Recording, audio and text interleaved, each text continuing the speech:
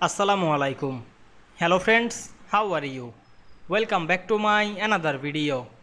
In this video, I am going to show you how to add text box in Zoho Writer. Let's get started.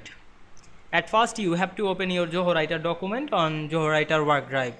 Now we can see here a document. You want to insert text box, enable the three-dot drop-down menu and go to the insert menu. We can see here many options. Now I am select the text box.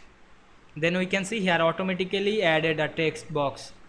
You want to move this text box, select and move anywhere. You can write anything. Double click on the text box and we can see here show the cursor.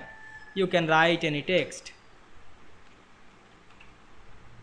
Now we can see we type some text. You can select this text, click and drag on your mouse and increase the font size. Go back the format menu and select the text and increase the font size. Otherwise you can make the alignment text center or applying another style or effect.